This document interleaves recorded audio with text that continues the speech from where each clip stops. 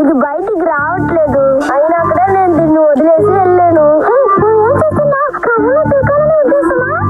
ఎవరొక బోనైనా కనిపించకుండా పోతే ఎగతాళి చేయకూడదు.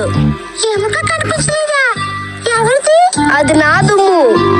ఎముక కనిపించకపోయిన తర్వాత కూడా నీకేం కాలేదా? అరే నువ్వేం మాట్లాడుతున్నావు? అది నా ఒంట్లో ఉండే దుమ్ము కాదు.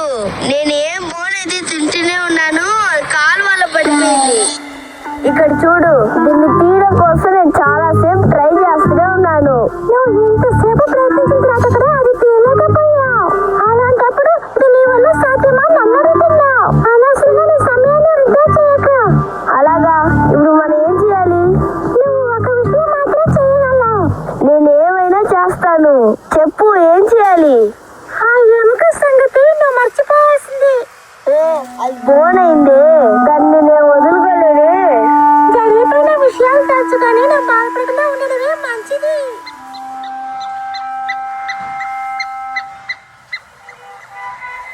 ఏమైంది? మీ ఇద్దరి మధ్యలో ఏదో పెద్ద గొడవలాగా ఉంది. నానాటి తెలివైంది, నేను ఖచ్చితంగా సాయం చేయగలుగుతాను. ఏం జరిగిందంటే ఈ పిల్లి ఒక ఎముకను తీసుకొచ్చింది. అది కాలంలో పడిపోయింది. అది మేము బయటికి తీయలేకపోయాం. ఓ, ఇదే విషయమా?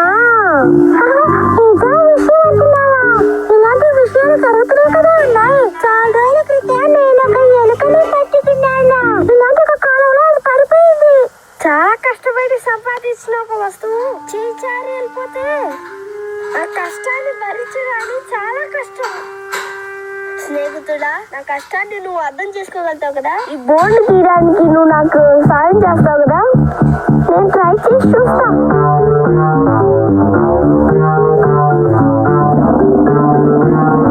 ఓహో, ఇది బయటికే రావట్లేదు.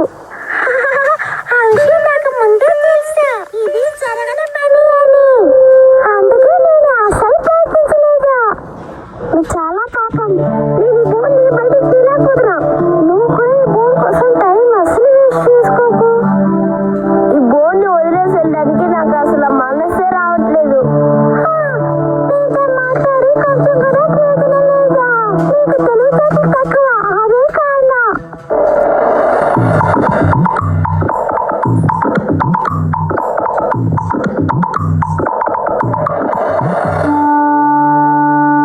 అవును పప్పి, నీకేమైంది? నా బోర్డు వచ్చి కాలువలో పడిపోయింది. బాధపడమాకు, మేము నీకు సహాయం చేస్తాం. మీరు సాయం చేస్తారా? ఇలా చెప్పి మీరు ఎంత మూర్ఖతలో ఉంటారా? మీకంటే మేము చాలా బలమైన వాళ్ళవి. మేము చేయలేకపోయా. మీరు చిన్న చీమలో ఈ పని చేయగలరా? అయినా కూడా మేము అందరం కలిసి ప్రయత్నించి చూస్తాము.